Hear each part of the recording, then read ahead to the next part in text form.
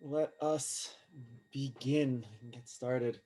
So I'm feeling a little bit better, but I've been getting worse as the day has gone along. So we'll see. We'll see how long we go. Uh, let's see. Yeah, let's just get started with Kierkegaard. I think. Does anyone have any questions for me about anything before we get started?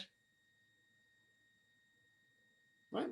Then let us just begin our let's begin by our descent into anxiety, because that is, in a certain sense, our topic today is actually the anxiety. So we can perhaps begin there. Begin with some angst, and again go back to the title of the book, right? So this book is called Fear and Trembling. Right. Our shorthand for that is going to be anxiety. And Kierkegaard's central claim is that Abraham invokes anxiety in anyone who takes him seriously, right? Or at least should invoke anxiety in anyone who takes him seriously. And in a sense, if you are not brought to anxiety by considering Abraham, you have not taken him seriously. Right? This is an unavoidable result. This is an unavoidable conclusion. And you could tell what he's doing here, right? He's like slamming the Christians of his own day. That's what he's doing, right? Like, you all who go around talking about your faith in Abraham and everything and haven't lost a night's sleep over it. Yeah, you haven't thought about it, and you don't have faith, and you don't know what we're talking about. The unavoidable result of faith is anxiety.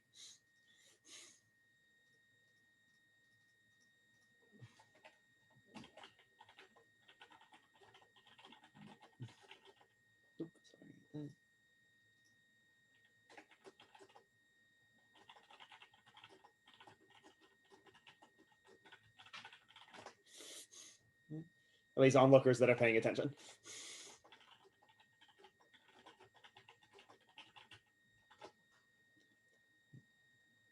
And so, in a very real sense, our task for today needs to be to understand the anxiety.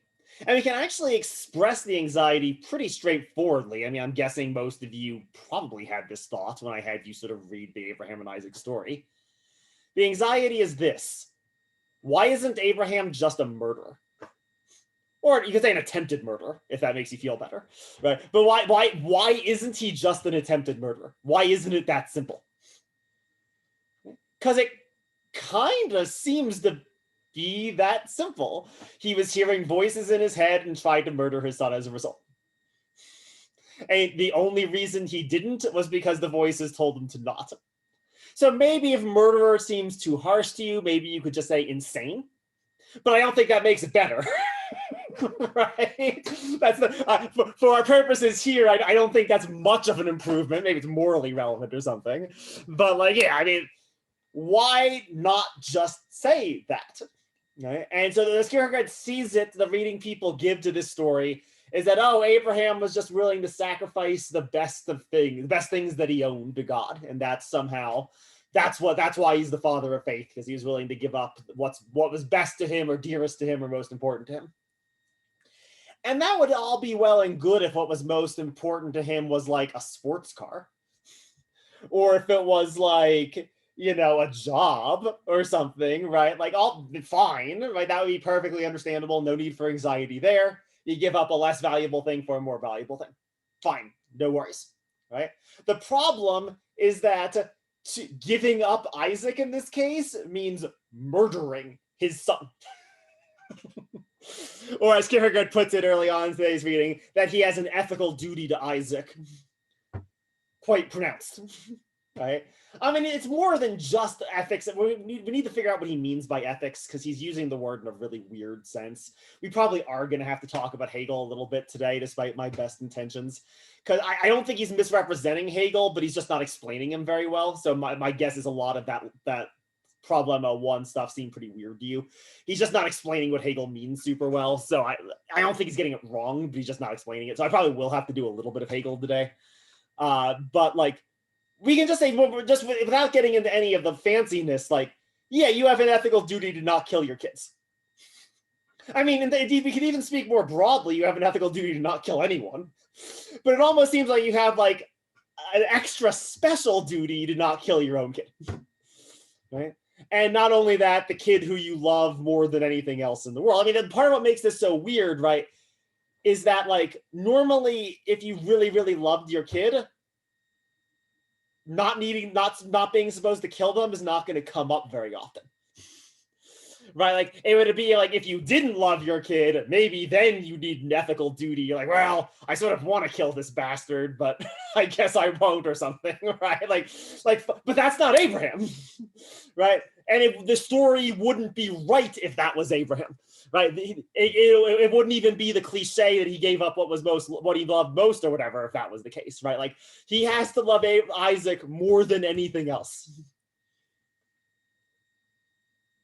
So the whole talk of this being his temptation becomes all the more creepy, I think, if we keep that in mind. Because that's the language Kierkegaard really wants to emphasize, right? That God is tempting him. He is tempting him to murder his son. So what's the what's the opposite of the well, no, he's not tempting him to murder his son. That's actually not even right. See, like, that's not putting it right. The temptation is not wanting to murder his son. That's what's so insane here. The temptation that he's facing is the temptation that he does not want to kill Isaac. That is his temptation. Kevin, go ahead. Yeah, I was just going to say, in Abraham's situation, if you have your morals and values and you have your worldly values, and if there is only one value that is higher than that, and that is God, then the test becomes, are you willing to sacrifice everything you have now, for the word of God? It is the ultimate test of faith, because, if you do believe in God, then you do believe that if he is telling you to kill your child, that is what you are bound to do based on your own value hierarchy. And like you said, the temptation is then, am I going to defy God and let my child survive? Am I going to place more faith in that? Let's make it even worse. You're right. Everything you said is fine, but we can make it even worse than that, right? Because right. It was always my goal to just make everything worse. make it worse, right? Even more so, there is no system of ethics where you have an ethical duty to kill your son because God said so. This was Kant's point. I mentioned this last class, right? That was Kant's point. Kant's point was, I don't know if you're God, but I know the ethical law says that I should not kill random people for any reason, including if someone who's calling themselves God says so. Right? And indeed, that's what's going to make this even worse. The way you were sort of telling it, we can maybe characterize Abraham as a tragic hero. Right? It's even worse than that. It's not that he's sacrificing Isaac for a higher value. Because one, God can't be like God as a system of valuation or whatever, system of ethics in that sense, is also the one who said, thou shalt not kill. That's same God, right? So actually, like, it's not God as a source of value that's the source of this command either. It's God and Abraham's personal relationship, which is this teleological suspension of the ethical thing that we need to understand what the hell that means. But so it's even more. He's not even sacrificing a lower value for a higher value. He's sacrificing the system of valuation itself for a relationship. And what does that mean? What could that possibly mean? Because again, it's worth emphasizing God's the one who says, thou shalt not kill. Too. At the same time that God's like, kill me your son. Also, God said, thou shalt not kill. And also, God said, your son will be like the progenitor of a new kingdom. Like, all of that is true at the same time. I always thought the actual accurate representation was thou shalt not murder, because you're allowed to kill in self-defense. God says that if someone else is trying to attack you, you're allowed to defend yourself and your family. So then if God is telling you to do it, yeah. So I guess the reasoning then would be, if God is the one telling you to do it, is it a violation then of what he said? At least that's the question that I would. And Kierkegaard really wants to emphasize this. By any standard, if he had killed his son, he would be a murderer. Like there is no criteria whereby any other conclusion can be drawn. Except maybe we're not using the right criteria, but no, there is no ethical framework where the action would be justified, right? So sure, like maybe like, yeah, like you can thou shalt not kill, fine, maybe you have some exceptions, thou shalt not murder if you want to put it that way, fine. This would be murder though, right? Like there's no ethical story we can tell where like Abraham is ethically justified in doing this. And that's why, again, like, you know, what is he going to say to Sarah? Kierkegaard really cares about that. How would he tell this story to Sarah? How's he going to tell it to Isaac, right? Because like he can't do the like, well, you know, yes, God said thou shalt not kill, but this is like there's no story he's going to tell that's going to make this seem okay to anyone. But maybe, perhaps, besides between him and God, perhaps. And even there, maybe not, right? That was one of the versions of the Kierkegaard considered we talked about last class, actually, is that maybe Abraham was going to spend the rest of his life being like, damn, maybe like maybe God doesn't even know, like maybe I didn't even do the right thing with God. Like maybe I've soiled, and nope, Abraham is great. He and Isaac are great. He and Sarah are great. He and God are great. At the end of it, like everyone's great. Everyone's better off than they were at the start at the end of this experience. And so then you imagine, you know, I've had students say this to me when I've taught Kierkegaard before. I think it's a reasonable thing to say, right? Like, isn't this book super dangerous? Like, isn't this book just going to make crazy people try to kill their kids because of voices that they hear in their head? And indeed, Kierkegaard considers that very possibility in today's reading, right? I mean, that came up. And his conclusion is like, if you're not bothered by that, you're not taking this story seriously. At the very least, like, there's more to say than just that, but at the very least, if you're not bothered by that, you are not taking this seriously. You're like the dumb preacher who he's making fun of, who like preaches about Abraham and Isaac on Sunday and then yells at someone for trying to do it on Monday. And you're like, what did you think you were preaching, Father? Right? So like, what? This is the anxiety, right? This is the anxiety. You don't understand Abraham. You don't understand faith if you don't live in this anxiety. Okay? So there's a weird, he draws this weird distinction between almost knowledge and understanding, right? Like you can like know in the sense of saying the words about faith, but you don't like understand faith unless you're like living in this anxiety. And so this is why these anxiety is not in Nietzsche at all. This is why the existentialists solved like anxiety is going to be a key term for the existentialists, because the weird thing we're going to be left with at the end of today, or not at the end of next week's readings, is that not being a Christian doesn't free you from the anxiety that Kierkegaard is pointing toward. Sadly, it's going to turn out, and so that's what leads the Sartre's version of this and Heidegger's versions of this, the non-Christian existentialisms coming out of what Kierkegaard's doing here.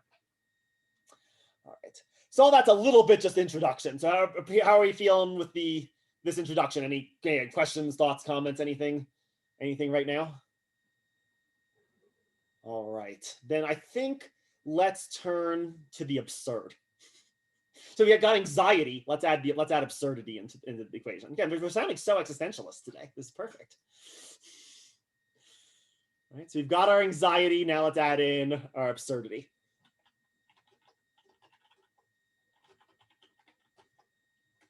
Right. So faith is also a kind of absurdity, right? Or it rests in the absurdity. And the way we'll need to unpack this quite a bit more today. So really, one way you can characterize what we're going to do today is unpack what he means here. But just to state it simply, what is the absurd? The absurd is that that Abraham is simultaneously convinced that he is going to kill Isaac and that Isaac will not die. And he's convinced of both of those things at the same moment without contradiction.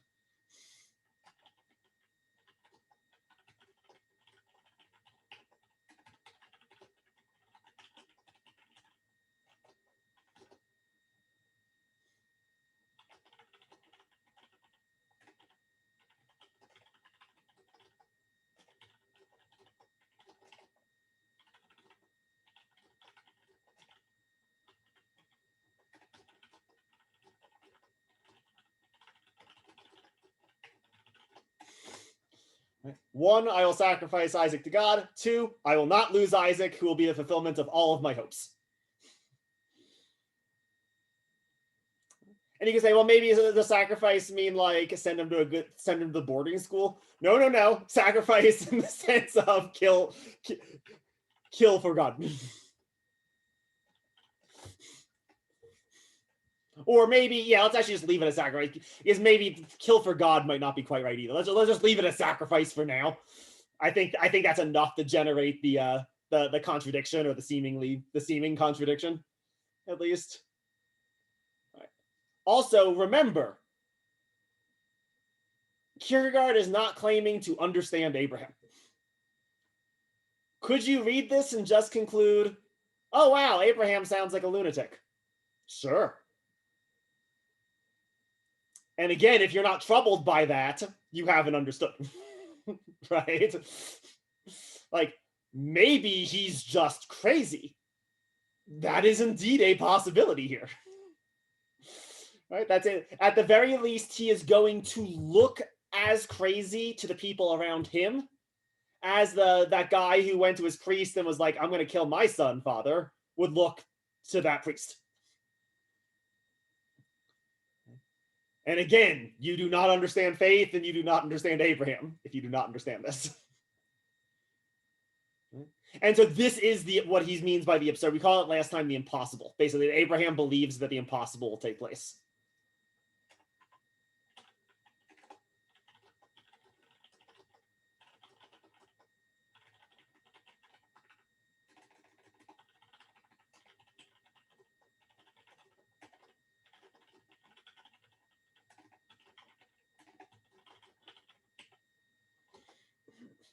And we can make this, I think we can make this even more explicit. So near the end of today's reading, or maybe near the middle of today's reading, Kierkegaard considers the possibility, what if God actually hadn't stopped him? What would Abraham's like psychic life have been like? And what Kierkegaard concludes is if, and it's important that it is counterfactually, but if counterfactually, right, God had not stopped the sacrifice,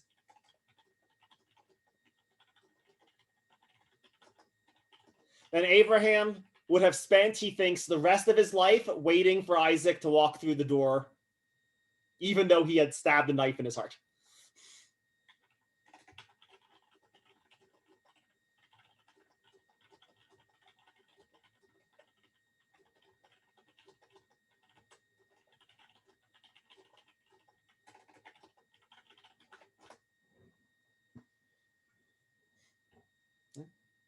That would have been what he just would have been waiting by. And again, you imagine, like, if that doesn't make you think, wow, he sounds kind of crazy, you're not paying attention. Because yeah, that sounds kind of crazy, right? Like, I mean, literally, like, he would have murdered. So if, again, like, put it in ethical terms, he murdered someone and then sits by the door, like, cheerfully humming to himself, waiting for the person to come home. Where you imagine Sarah is just like glares at him for the rest of her life, right? Or like tries to smash his head in or something, or leaves or whatever, right? Like, but nope, he'd just be sitting there waiting. I mean, maybe cheerful might be overstating it, but cheerful, but certainly not uncheerfully, at the very least. And again, so this is what we mean, absurd, the impossible. And that is what makes Abraham the father of faith. And again, Kierkegaard's not saying he understands it, but if that's not true, then he's just a murderer. And maybe even if that is true, he's just a murderer. but at the very, like, right, like, if any other situation, he's nothing special. He's not at all. There's nothing impressive here, unless he is somehow living within this absurdity, living in this paradox, and not insane. All right, how are we doing? So let's take a moment to pause. Doing okay? Questions, thoughts, anything so far? All right. Let's now make this a little bit more concrete. Let's figure out what we mean. Let's talk about the idea of infinite resignation and the tragic hero. So we'll start talking about both of those concepts today. I think for now, actually, let's go out of order. Let's do all of this just at once. The order here goes is interesting and all, but let's actually just let's do this all at once. We'll do infinite resignation and the tragic hero together. He does them separately, but. they both the tragic hero makes what he means by infinite resignation, I think, way clearer. So let's do both together.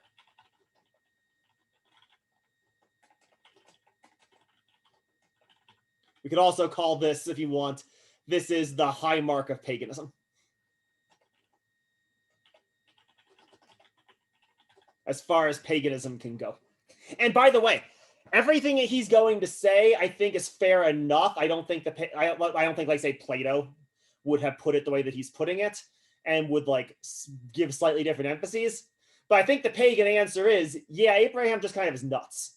I think that actually is like what the pagan, and indeed, like, you read, there's a we don't have a lot of this stuff, a lot of the late Roman stuff we don't have, but there's one thing we do have. The first big anti-Christian text was written by someone named Celsus. And we don't have it, but we have the refutation of it. One of the early church fathers named Origen wrote.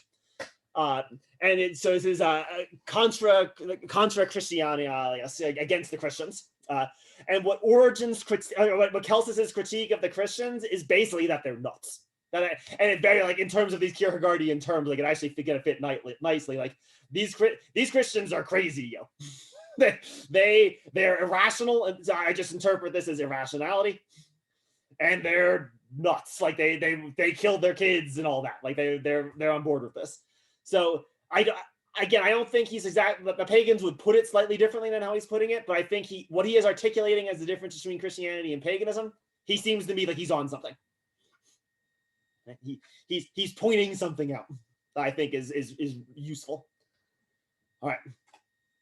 So let's actually. So I had you all read. Well, I'll write more stuff up in a second. But I had you all read at least that Wikipedia page I was hoping for the Iphigenia at Alice, so that people do that. So let me just real quick go through the story, just refresh it.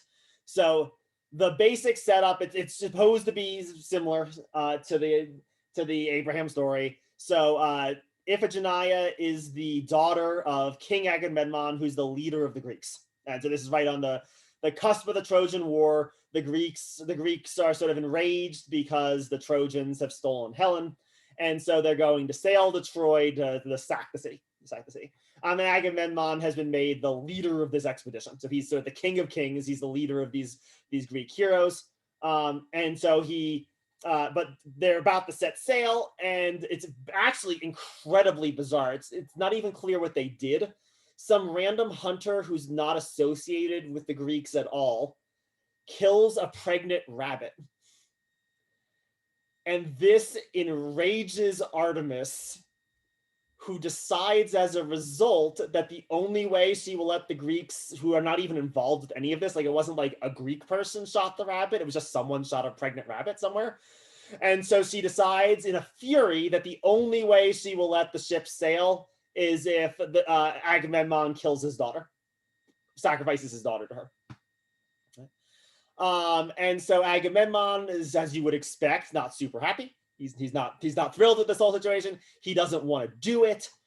He's facing sort of basically a mutiny if he doesn't do it, though, because the army is getting antsy, and they're questioning his leadership, and they might just call off the whole thing, which would be this great dishonor to the Greek nation, which would be a threat to the Greek nation.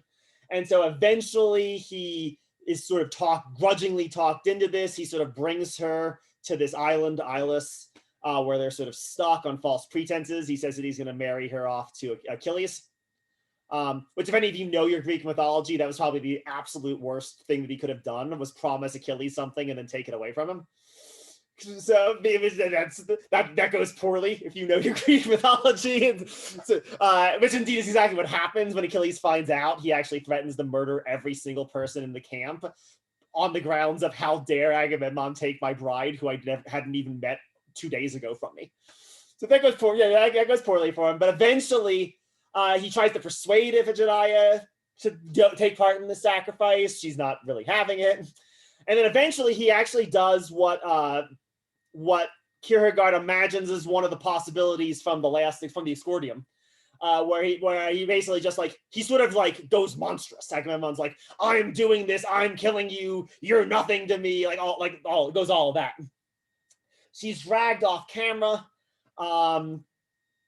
killed, apparently. We don't hear, but it's Greek stuff, so we don't actually see anything, right? A messenger comes and is like, oh, don't be, his wife is there too.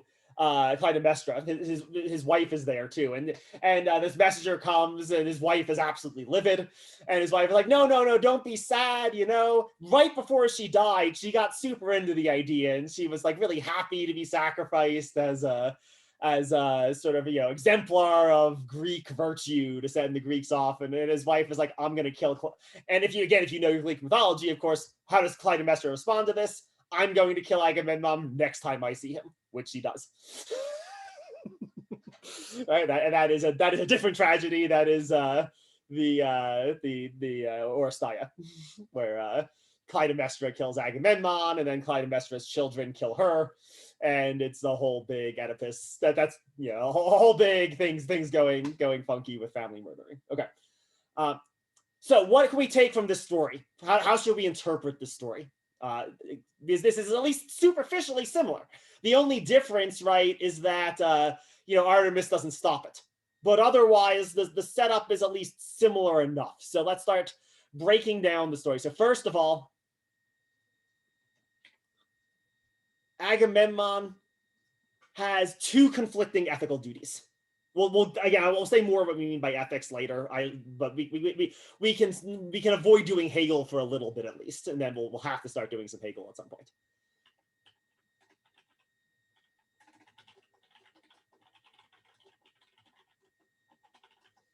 So first, right, he has an ethical duty to his daughter.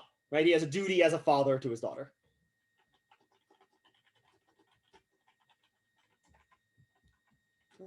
And second, he has a duty to the Greeks, right, as the king.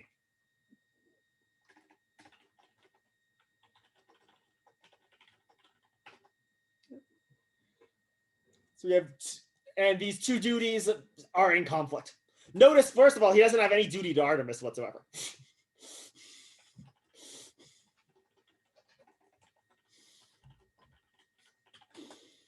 That is, Kierkegaard says this, and I think he's right. That is not how the Greeks think about their relationship to their gods. He owes Artemis. He doesn't. If he doesn't do what Artemis wants, she'll be mad at him and make his life miserable. But then his life is going to be pretty miserable if he does what she wants to. It's not. There's no promise of anything. He doesn't particularly owe her anything. He's just going to have to live with the consequences of his actions toward her. Okay, so that's first thing. He has two conflicting duties.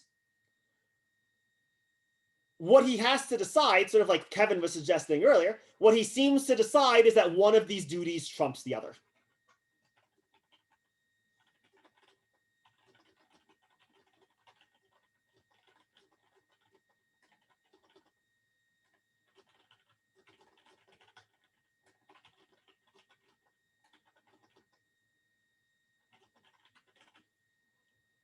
That what he owes his nation as sort of the leader of the Greek army is more important than what he owes his daughter. Right? And that is entirely understandable, Kierkegaard thinks. You don't even have to agree with it, but you can understand it. That's the important thing.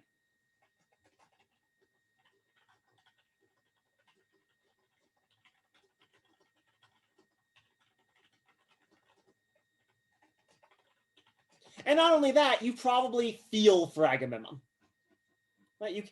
You can, because you can, maybe not quite the same, but you could imagine yourself similarly finding a conflict between your duties. Right? You could imagine your duties telling you to do two different things and having to choose between them, and as a result of this, losing something important to you. That's what we mean when we say it's tragic. You could maybe say why we call him a tragic hero.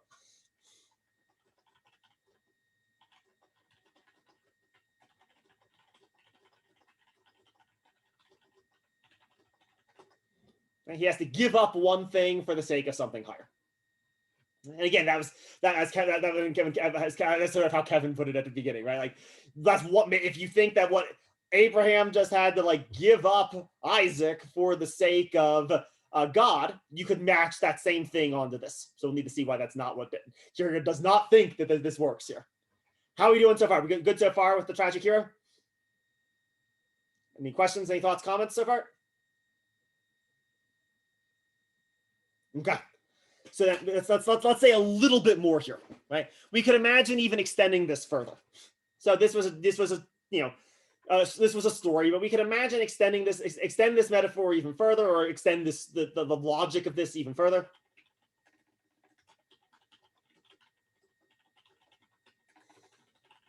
And this is basically Neoplatonism. You could also probably Stoicism would be a variant of this idea too, I think, probably. But based on what we've talked about, at least, just go with this. What we were all that pagan Neoplatonic stuff that I was doing with Plotinus and Plato, it fits here. We could imagine someone giving up their love of finite worldly things for the sake of something higher, the infinite, the non-worldly, the atemporal.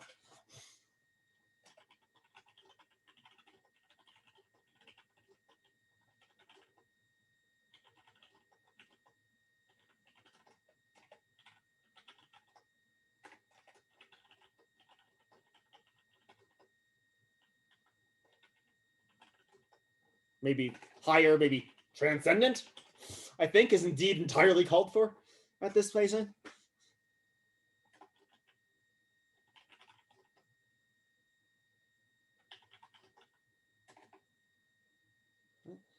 And, for God, for the one.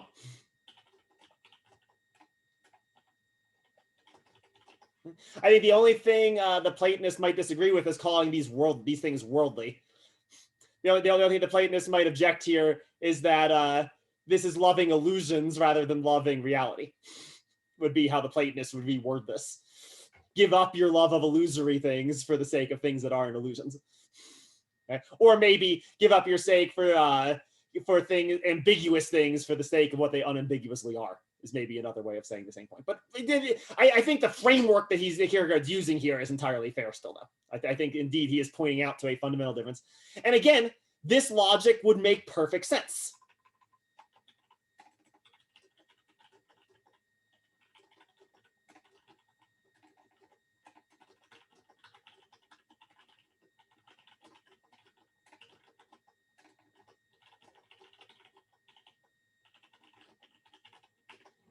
Even if I'm like, I can't do this myself. Like maybe we'll use St. Augustine. If St. Augustine is like, wow, I can't give up my sex addiction. He's like, well, you read the Confessions. That's what St. Augustine describes as his primary barrier to his conversion. The barrier is sex addiction. He's too into having sex with women. So he sort of can't imagine giving that up. But even while he can't imagine giving it up, he also is still able to recognize, like, but damn, I respect this, right? But this is respectable even if I can't do it myself, right? Even if I see myself as falling short of it. And that's what Kierkegaard sort of says about the tragic hero, right? Like, even if Kierkegaard himself can't imagine being Agamemnon, he can understand being Agamemnon, maybe respect Agamemnon, respect this move. Again, how are we doing with this next step? This next step up still okay? This next step is the height of paganism. This next step is the height of paganism that Kierkegaard's talking about. Like this Agamemnon stuff isn't the height. This is the height. Right? And indeed, he thinks if you read the Old Testament, you see lots of this too. You see lots of instances where people do this within the Old Testament as well. And within the New Testament too. You'll find instances of people talking this way. You read St. Augustine. St. Augustine seems to talk this way quite a bit. You read maybe St. Boethius, The Consolation of Philosophy. He definitely says this. I mean, Boethius almost sounds like a pagan, in fact, when he's doing this. So Christianity certainly includes this. This is not something that's not in Christianity. But this is not faith.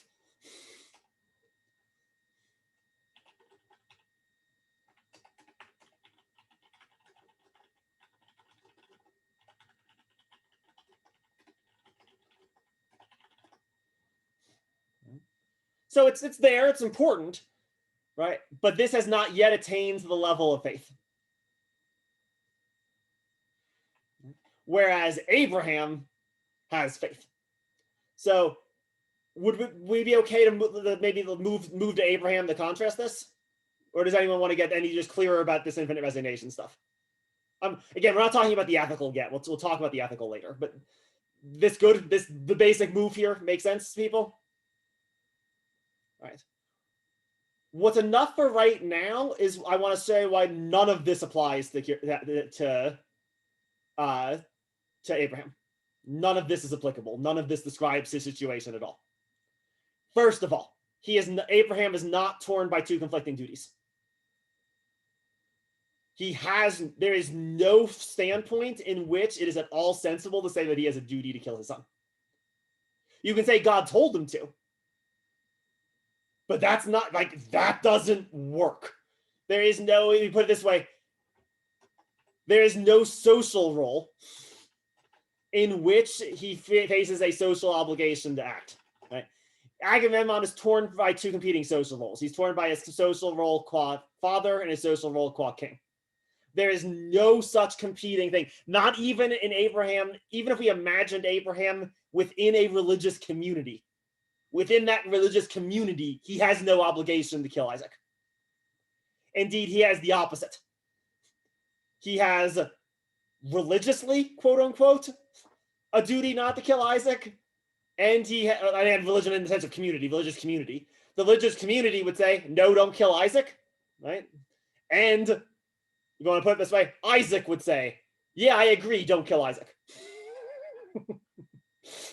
Right? Everyone agrees he should not kill Isaac. You can say, well, God doesn't agree. Fine, but God's not part of the community in this way. Right?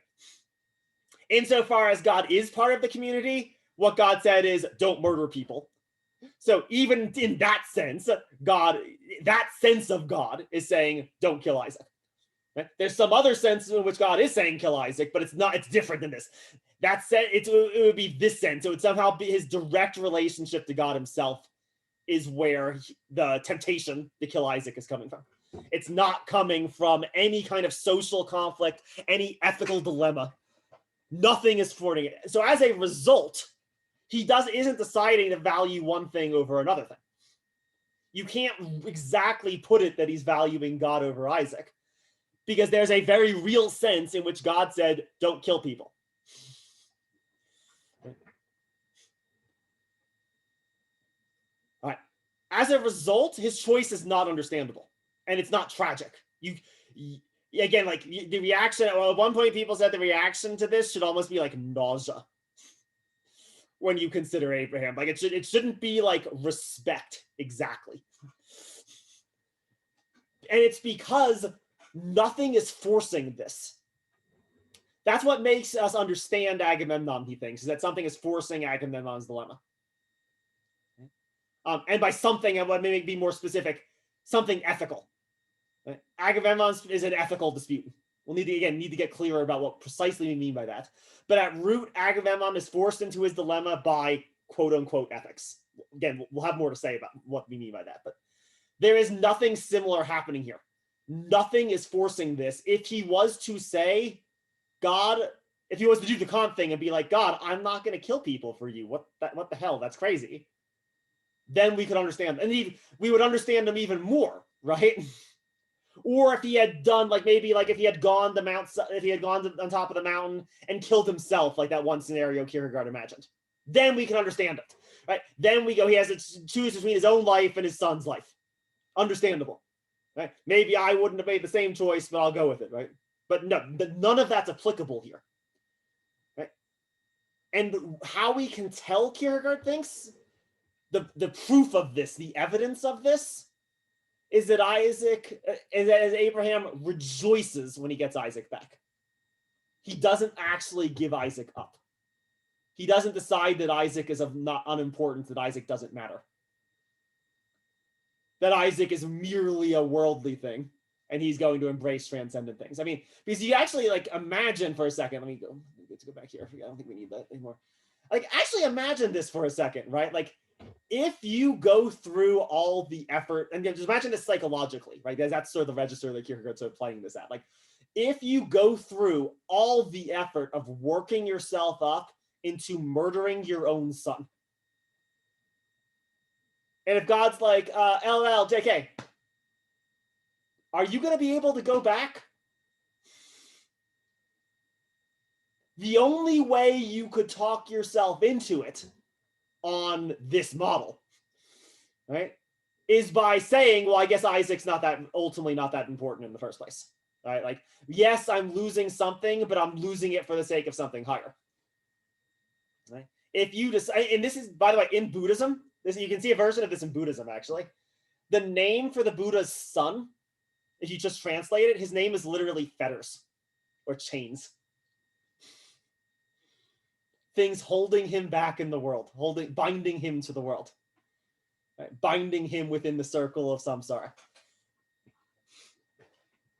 And sure, right? I mean, like, if you actually conclude, you go the full route, right? So not maybe not the story version of this, but the Neoplatonic version of this, right? If you conclude, yeah, Isaac is just this transitory thing, right? He is and is not. He's in this ambiguous entity. He's a particular. He isn't in the primary sense of the term. And I'm just going to go chill with the real reality, right? I mean, it's going to kind of be a letdown when you have to go be a dad again, right? I mean, literally, this comes up with the Republic, a version of this in the Republic. It's different, but like the whole point of the Republic is training philosopher kings, right? People who are going to sort of live with the forms. They're not going to live in the city anymore. But the paradox of the Republic is that they're going to be forced to come back and actually rule the city. Because they're the only ones who are qualified to do it and capable of doing it. And like Plato actually imagines they're going to be kind of pissed off about it. Like they may grudgingly do it, right? Because they're just, the way he puts it, they're just men with a just injunction. So they'll do what justice demands of them, right? But they're going to be kind of annoyed, and it's not going to, like, they'd rather be, if you want to put it this way, up here than down here. They'd rather be in the higher than the lower.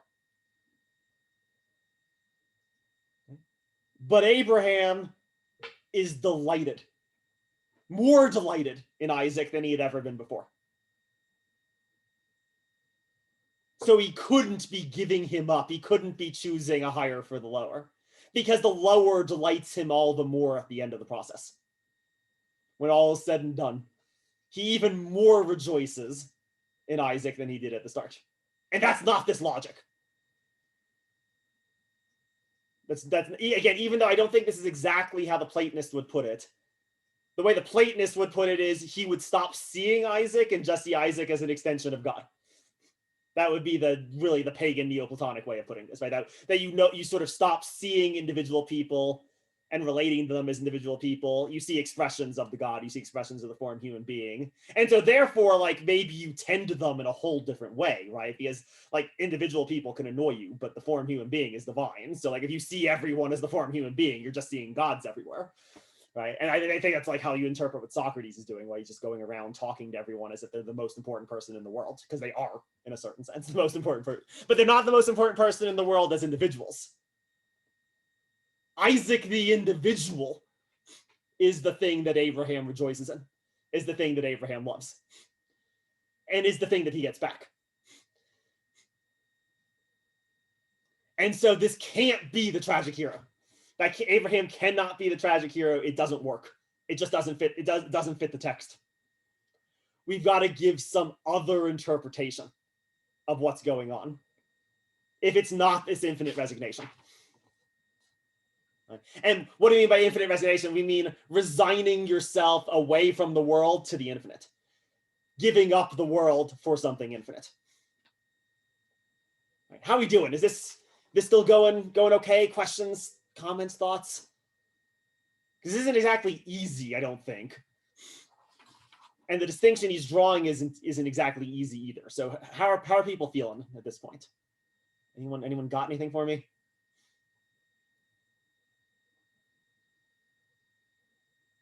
All right, then let's keep pushing it a little bit and see if we can make this make more / less sense.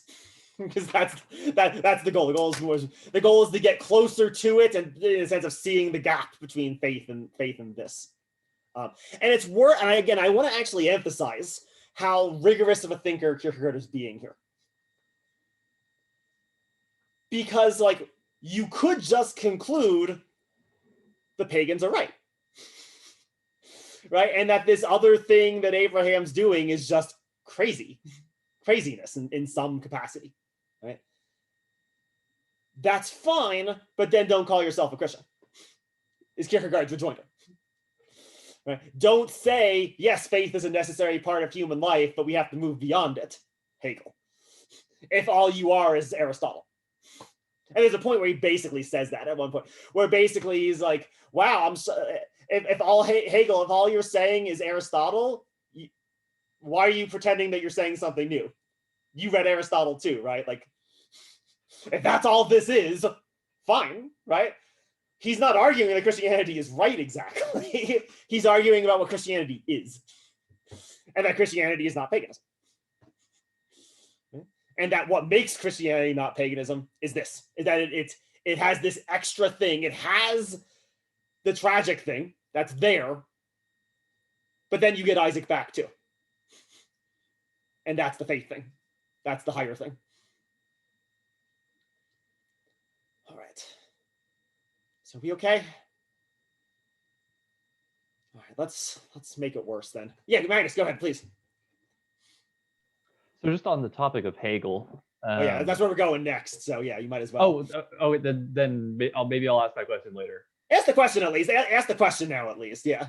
Okay. So this just sort of seems to be like a case of a dialectic in practice, right? Not necessarily moving beyond like the stage of faith, but the crisis itself with Abraham seems to be, with Kant it would be a paralogism, with Hegel it would be a dialectical sort of relationship.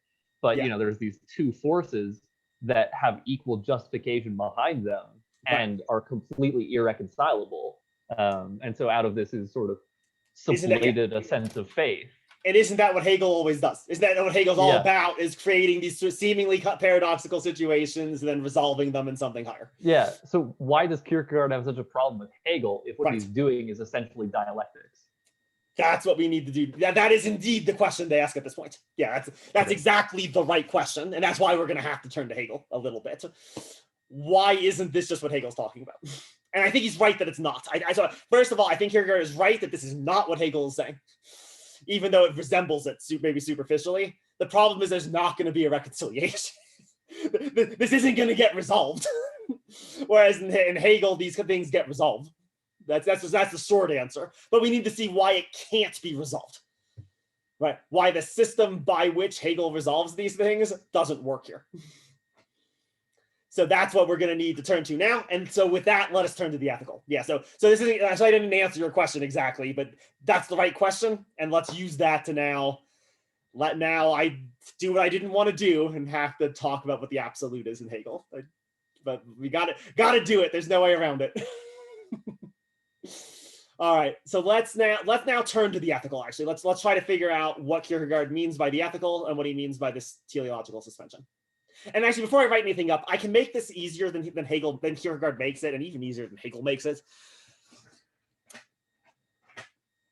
He's not explaining Hegel very well. So my guess is you were pretty confused when you went to the first problema, just because things were being said. It just like he was using the word ethical probably in a way that struck you all super strange, is my guess.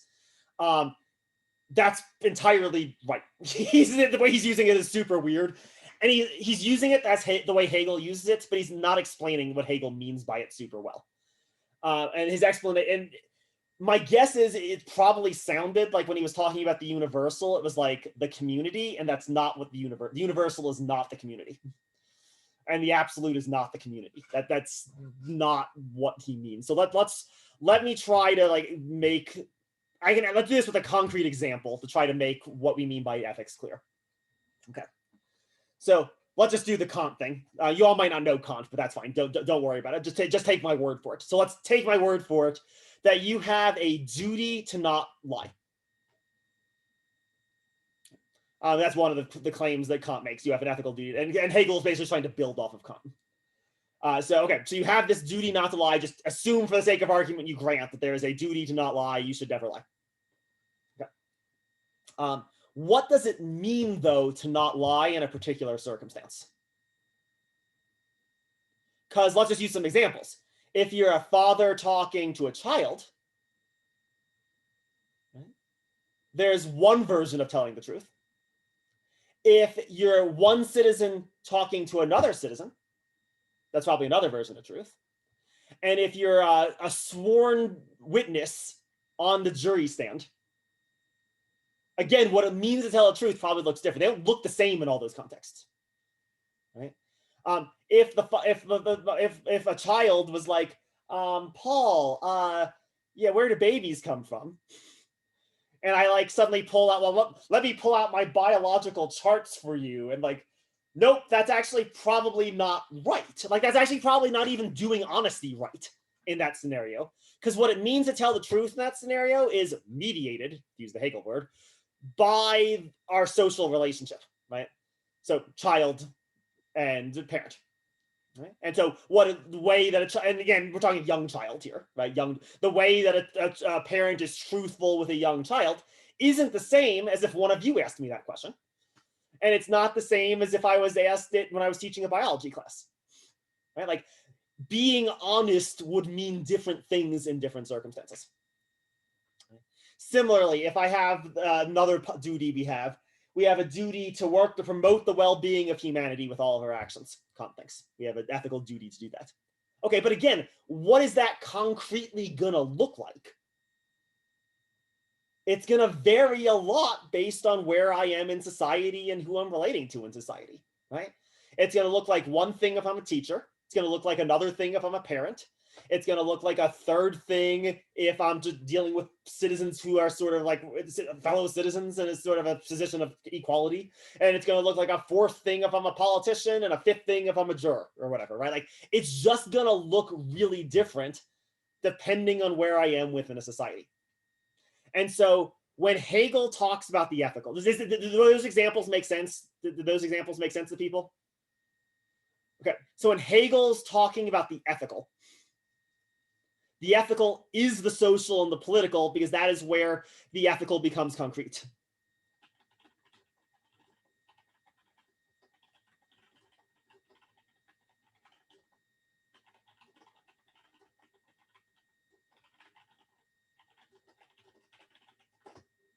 And he has a word for this. He calls this ethical substance, is his word for it. It's where ethics becomes substantial. It's where it stops being just abstract rules and becomes concrete, and concrete practice and concrete life. So, again, all of this is Hegel, to be clear. But Kierkegaard's not opposed to it, actually. So, okay. So, is this make some sense? Are people okay with this? Again, questions. Again, this is broadly simplified version of Hegel, but is this okay? Anyone want to ask any questions at this point? Okay, so if we're good here, though it probably would normally sound quite weird to say that Agamemnon has an ethical obligation to kill his daughter. Like, abstractly, that sounds super weird, right? But in terms of like his substantial ethical life, he does find himself in a conflict between what he owes his family and what he owes as king.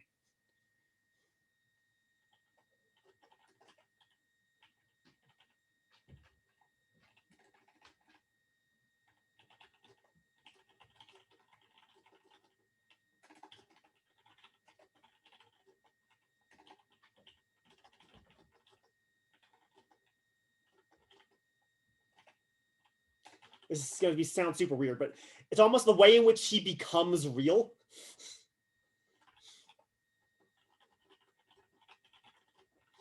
That's what's actually in conflict. What we're basically talking about here, are we using the substance word, is this is the way you become real. You become something.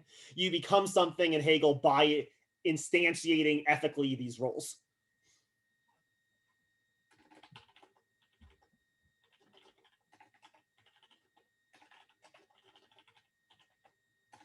Right?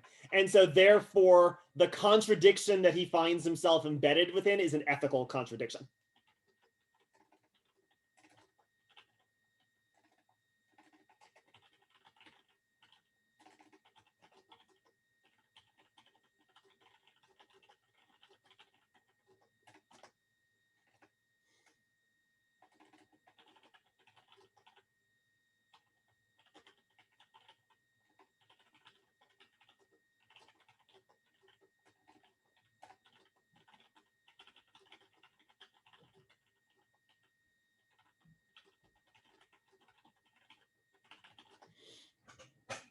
the task is, in a sense, like how to realize or instantiate his ethical duties practically in the world.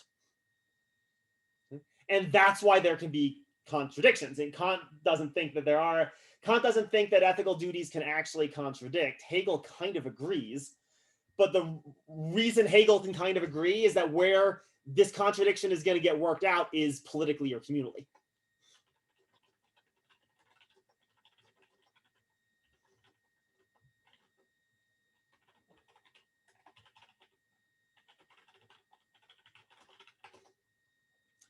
And so what Hegel's actually all about, Hegel's all about liberal democracy. He thinks liberal democracy is like the complete realization of human freedom. So like by liberal democracy, I just mean like our system, the system of our system of government in the United States and in Europe, most of Europe. That's like, and the reason why is because he thinks like it's in liberal democracy that you are able to basically mediate all of the sort of conflicting parts of your life, right? So like your family life can be reconciled with your political life, and those can be reconciled with the needs of the community. It's like he likes capitalism, for example, because capitalism is an embodiment of this. Capitalism reconciles individual interests with the well-being of the entire society, because by working for my individual interest, it produces the advancement of the material conditions of society as a whole. Okay. So that institution, Aufgehebens, reconciles or sublimates, or however you want to translate that insane German word. It resolves the contradiction between my individual interests and the interests of the community. We okay? Is this? Again, we don't need this. I don't want to do too much Hegel, but is this okay enough? Do you have some idea what I mean here? Any quick questions, clarification, anything? All right.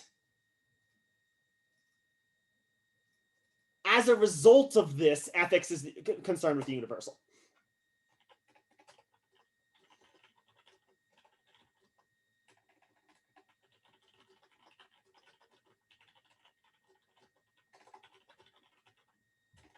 And so it's not the realm of the particular. Indeed, particularity, it's a little too harsh. I know what he's quoting Hegel from, but he's misrepresenting Hegel a smidge when he says particularity is to be unethical. That's not quite, I know, it is a quote, but it's a little bit misleading. Particularity is at the very least pre-ethics.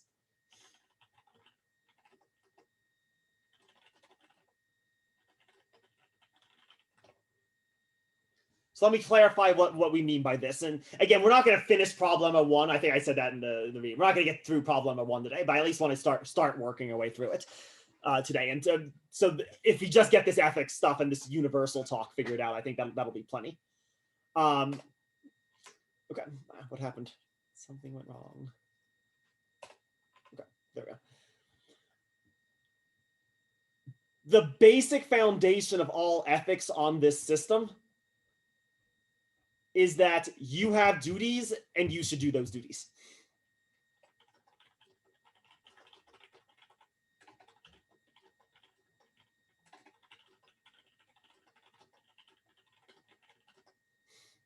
However you feel about them, right? So let's say if you want to lie, you still shouldn't.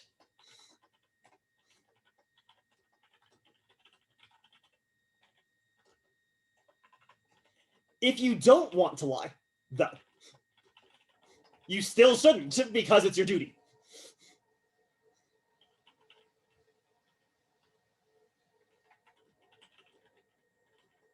And that just means it doesn't matter whether you want to do it or not.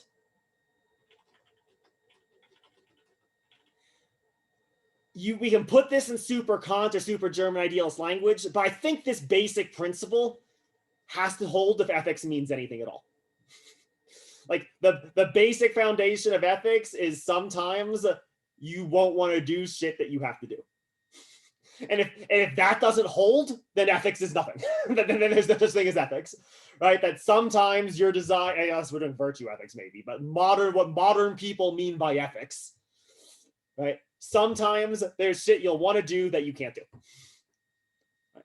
That's the sense in which it's universal. The command, an ethical command put upon you applies to you whether you want it to or not, because it doesn't just apply to you, it applies to everyone.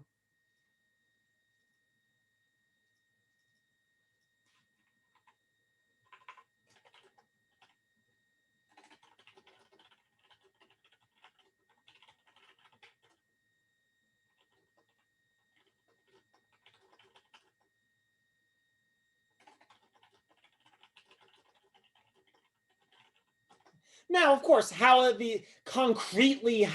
am at, how I say don't lie might differ than how you don't lie, and based on different social contexts. This doesn't mean that everyone looks the exact same, right? But what is the same is that we are all subject to the same command, the same duty, and how we instantiate that duty varies. And again, if don't lie sounds too weird for you, make this don't kill.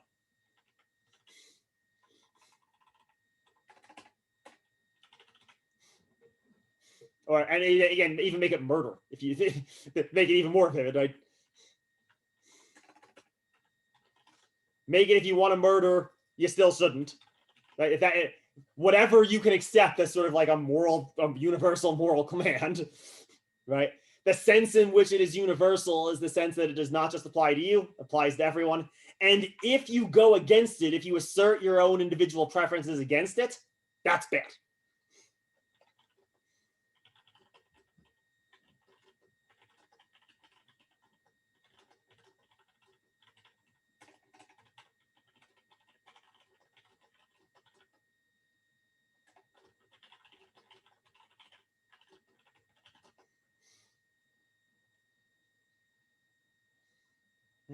And that's in Kant, that is literally the definition of evil in Kant. The definition of evil is exerting yourself as an exception to a universal law. Right? That the rule that everyone else has to follow doesn't apply to me because of reasons. Or rather, because I don't want it to, right? Like, I don't want anyone to steal from me, but I need money, so I'll steal from you. But I'd be super pissed off if you stole from me. Right? So ethics is about subsuming the individual, the particular, to the universal. How's that? How's that claim? Is that claim okay? I don't think he explains it well, but I don't think it's a super weird claim. I don't think it's a super controversial claim. The way he explains it is just using all the Hegel language. It's just super confusing. Is this good? Do people have any questions so far? Okay. The other possibility, of course, is that this could also just be a temptation. So maybe it's not outright sin or evil.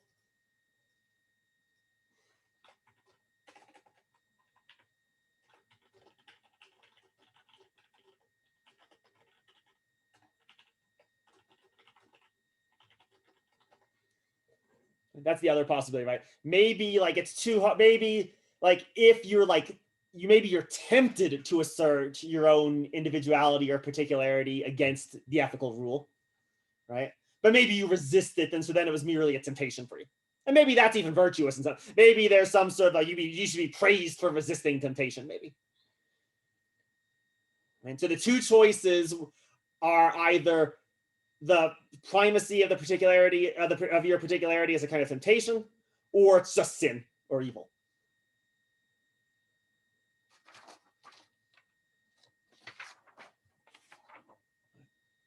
Again, I keep wanting to make sure because this isn't exactly easy what we're talking about today. So I want to like, is there anything I can do to make this clear? Any questions, concerns, anything? Okay. What is faith? And we're just going to end here by understanding the claim. We're not going to solve it today, and then we'll finish the rest of Problema 1 next time. What is faith? Faith is the primacy of the particular over the universal.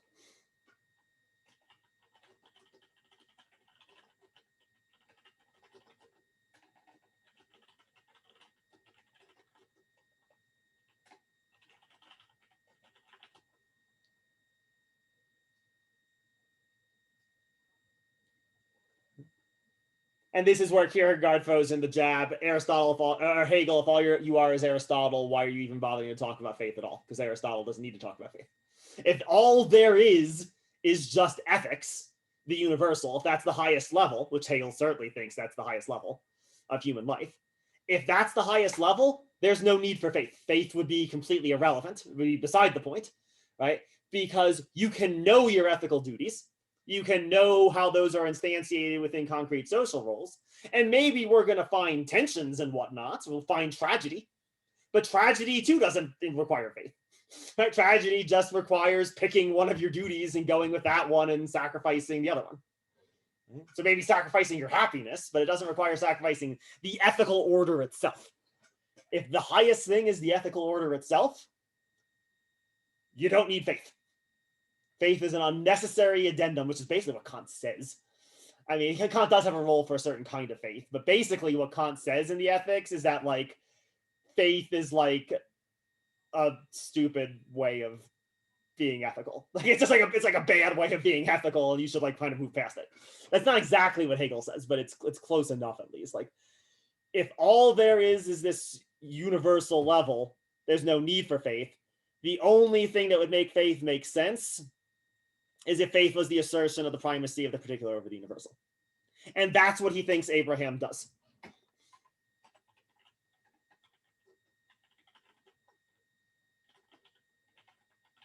Something, you know, I'm not going to say what yet, but something is higher than Abraham's ethical universal duty to not kill Isaac.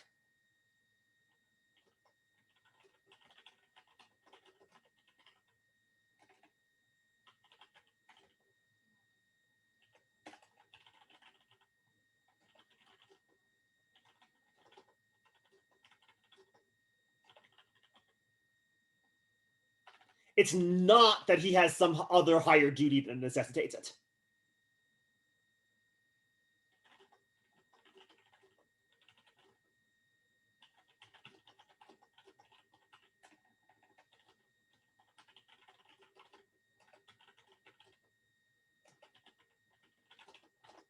Which is what the case was for Agamemnon. Agamemnon had a higher duty that created the dilemma. There is no higher duty, right? The only thing that makes Abraham not a murderer is that he is outside the realm of talking about murderers or not murderers at all. To put it really strangely.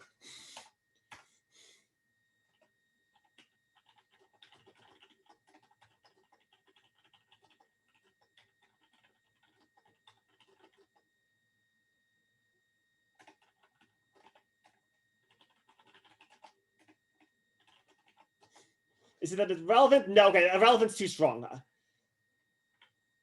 Let's say where it's been suspended.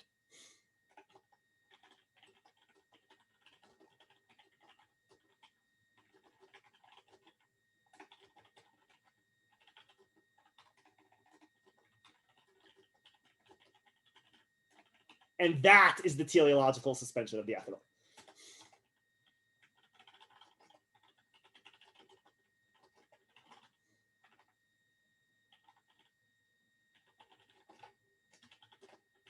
It's really important, and we'll have a lot more to say about this next week. It's really important that when Abraham is doing this, he's not denying or rejecting the ethical order.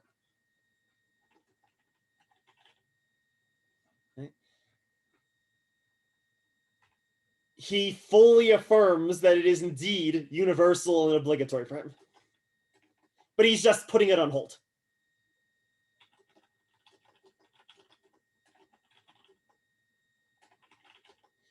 It's teleological because it's for the sake of something else.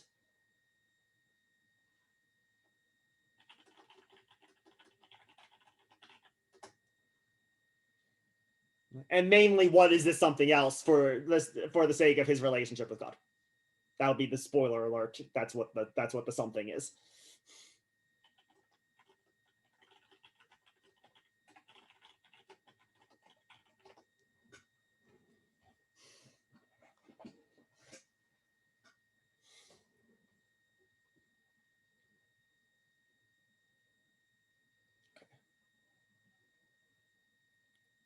One last thing, and here's what we'll end for today, I think.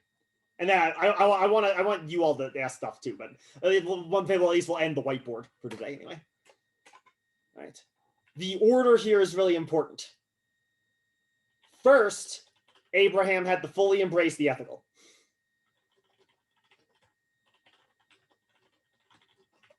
He recognizes that it would be wrong to kill Isaac.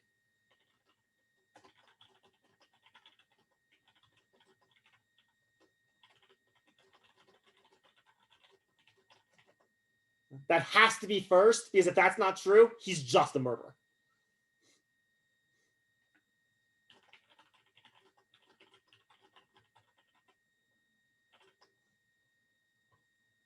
And that's, again, that's the key to all of this. He's not just being like, well, I feel like killing Isaac, so I'll kill Isaac. No, he has to recognize the overwhelming wrongness of what he's being asked to do.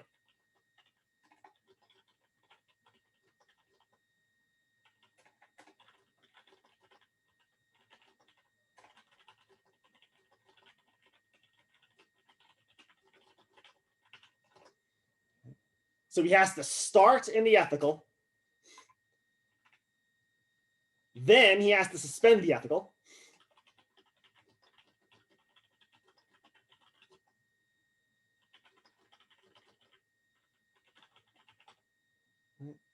And then finally, having done so, return back to the ethical.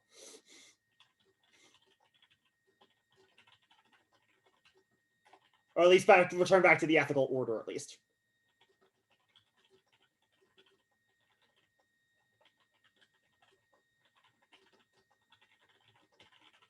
And this is whatever choice he ultimately made, whatever he did. He has to, in some sense, return to the ethical order, which is to say he has to explain himself.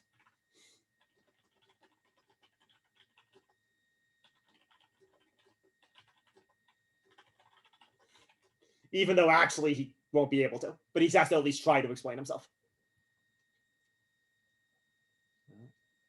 And that is this teleological suspension of the ethical.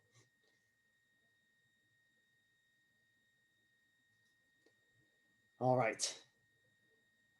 So that does not take us through Problema 1 at all. That doesn't, by no stretch of the imagination does that take us through Problema 1. But hopefully that at least sets it up better, and it makes it, what he's talking about, make more sense than it did when you first read it. That's at least my hope. What we mean by any of these crazy words. And the reason it's so incoherent, or not incoherent, but the reason it's so confusing is that he's using Hegel's language, and Hegel is unintelligible. His joke that I feel like his joke today, I was like, I read Hegel and I'm arrogant enough to think that when I didn't understand what Hegel was saying, it might be because Hegel wasn't clear, is really funny if you've ever read Hegel, because Hegel is incoherent. Like Hegel is the worst writer in the history of philosophy, I think, by far. There is no reason why what Hegel is so hard to read. It's not like what Kant, there's a reason why Kant's not hard to understand at points, or why Heidegger is hard to read at points. Like, yeah. But yes, but he's using that language, I think, makes what he's doing here a little bit more confusing than it needs to be. So I'm hoping you all have a clearer sense of what the first problem is. That what is this problem of this teleological suspension of the ethical? How did we do today? Are we doing okay? Are y'all like, because you've been quiet, which can mean like, oh yeah, I get it, or it can mean I'm completely lost. So which quiet was today? Yeah, Magnus, go ahead. Yeah, whoever wants. Yeah, go ahead. It's quite good. I really like this stuff. I had one point of interest. So this, I guess maybe seems less now like Hegelian dialectics, yeah, and more like Kantian antinomies, which is like the sort of pre-dialectics, where it's objective reason being applied to the synthesis of appearances and whatever, right. Where reason can't decide between these two lines of reasoning, right, because they both make perfect sense. Yeah. And so then, where he talks about free will or God or something like that, and then essentially doesn't use reason to find the answer to that, but some other force. Yeah, this feels like it naturally just sort of flows into Kierkegaard. The difference is, so here would be the difference at least, and you sort of said it actually. It's not that Kant resolves the antinomies not with pure speculative reason. He resolves it with practical reason. Yeah. Practical reason doesn't resolve this, because practical reason is stuck on the ethical level. So we're also overcoming, using the antinomy talk, we're also, like, this is an irresolvable antinomy, because it's sort of, in a sense, prior to practical reason too. And would also be prior to beauty. We also couldn't appeal to the third critique either to solve it for us. It's not going to get resolved there either. And so like that's why it's the absurd. There's no absurd in Kant or Hegel or any of the German idealists. Ultimately, there might be things that seem to be absurd from a certain standpoint or within rationality considered under a certain aspect. But particularly by the time you get to Hegel, the whole point is no, everything's been resolved. All the seeming contradictions and tensions within reason have been resolved. This is not a contradiction or tension within reason. There is no contradiction or tension within reason. Reason says, don't kill your son. Period. Full stop. Right? So if it's an antinomy at all, it's got to be an antinomy between reason and something else, maybe. And we'll need to, that's what we need. It's this personal relationship thing. That's what's driving it. But since it's sort of like prior to reason, it's not going to be resolvable in any sense. We're going to be forced to dwell within the absurdity of this situation. So I hope that is that. Yeah, that clarifies it. All right, awesome. So it's 3:17, so it's time for me definitely to let people go. So we can definitely call it here. If anyone wants to stay and chat for longer, we can do that. My next feel I'm fine, actually, which is surprising. So I'm glad to hear it. So I can stay and chat longer if anyone wants to. But yeah, we'll end the official session for the day, so I don't keep you all too late. And yes, I'll see you all next week. We'll finish up working on Kierkegaard on Tuesday, I think, unless we need to spend more time on it for whatever reason. But I'm planning on finishing up with Kierkegaard on Tuesday. All right, have a good one. And yeah, if anyone wants to stay in chat, I can stick around, no problem. So I just had a further question. Yeah, go ahead. Along that. So I guess I really want to interpret Kierkegaard as just almost like within the Neo-Kantian tradition, because it just so much of his stuff seems to flow so well with Kant. Better than Hegel, yeah. I would agree. Better than us with Hegel, at the very least, yeah. So I mean, like, is there some irreconcilable fault, or I mean, with doing that? Mm-hmm. So okay, I mean, at the very least, here's the spiritual one. This might not be a logical contradiction, right? But it's definitely going to be a contradiction in temperament. Even a neo-Kantian is not going to be like dwelling in fear and trembling. They're just not going to be fearfully trembling, right? Like, it's resolvable.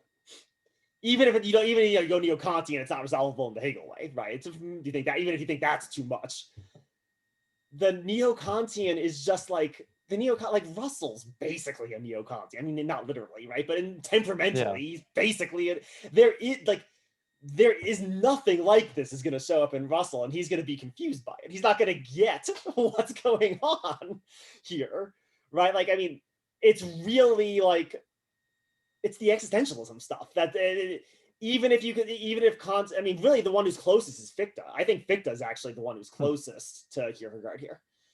Because Fichte does sometimes seem to get close to there being irreconcilable passion at the heart of the dialectic or something. Yeah. I mean, like, the basic problem is going to be that there is no justification actually for Abraham's action. If you say it can be justified at all, which you shouldn't, but it's justified by passion, right? What Kierkegaard means by passion, right? Yeah. Which doesn't it's not the Kant passion. It's not the desire, but it's this like pre-ontological freedom, and to use the Sartre language, right? Like, where just like you are the one ultimately at root responsible for the way you are in the world, and there is nothing you can push that out on to.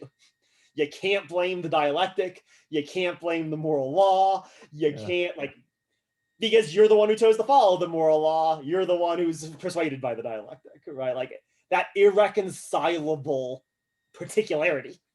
Yeah. That's like a particularity. It's almost like particularity is not even the right word, because it's almost like individuality prior to the distinction between universal and particular, or something. Like, it's more fundamental than that distinction. That's the thing that I don't think like a neo-Kantian, at least spiritually, will never go to, even though transcendental subjectivity too is prior to the distinction between the universal and the particular. That's do you true. think it's like a fool's errand to try and synthesize them? Or do you think it's just it just hasn't been done, but does that entail that it's impossible? At the very least, it'd be fun to try. Yeah. I think I think it's going to run into problems. I think probably the closest version of it might be actually Levinas. Levinas? Yeah, he's one of Heidegger's students, and who was Jewish and in a concentration camp, and not a big fan of Heidegger after the whole war thing, and so goes in a really different direction.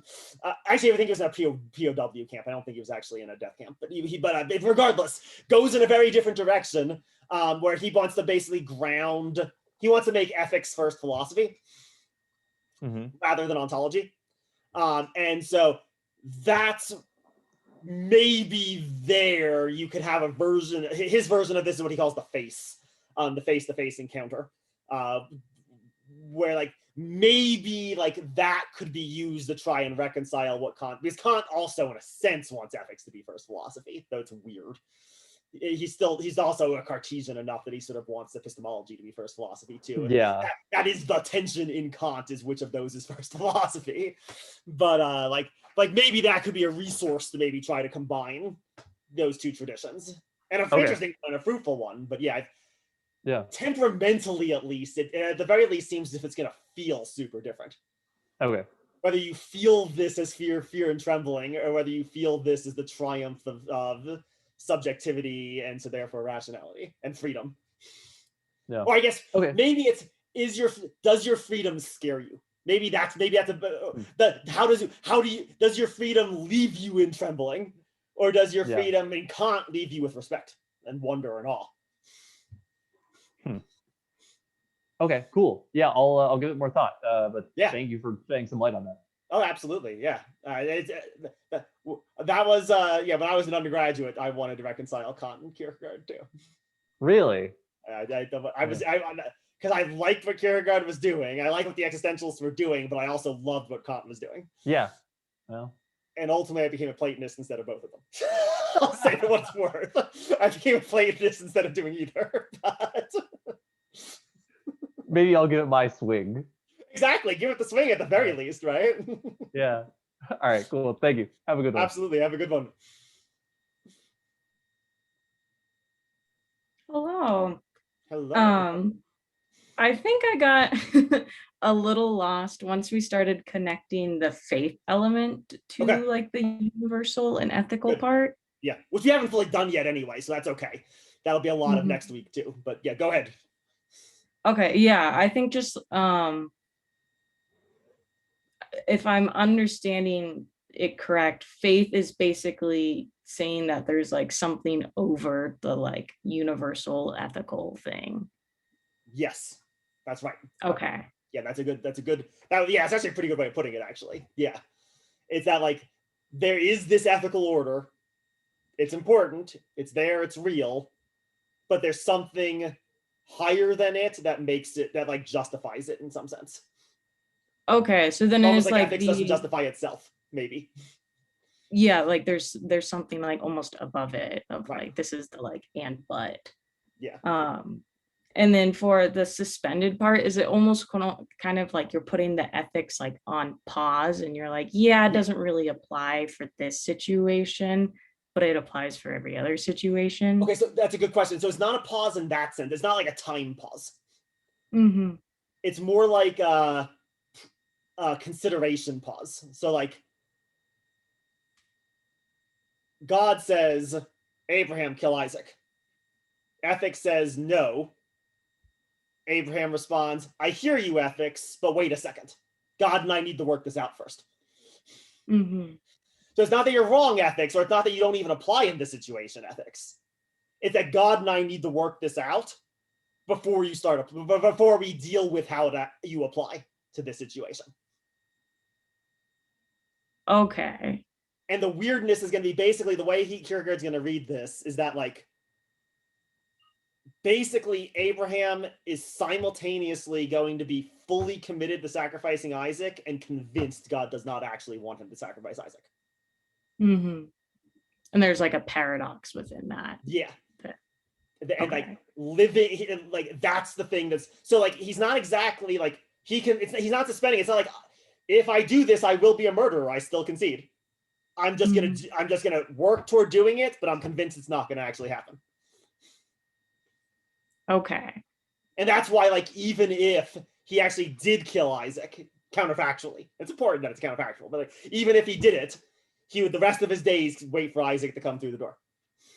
Okay, because there's the whole like we need to work something out, like Right. this little like this still matters, but there's something else going on Yeah. before we can get to that. Right. Okay, that makes a lot more sense. Okay, Thank good. you. Excellent.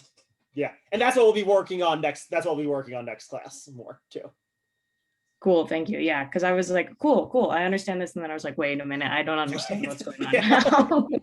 now.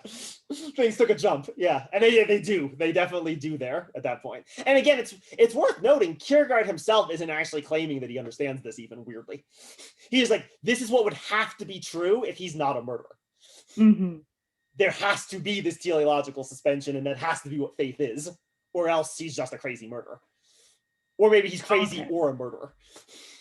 Both. Yeah, or both. Yeah. Cool.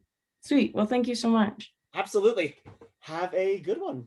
You as well. I'll Thank see you you. next Thank week. you.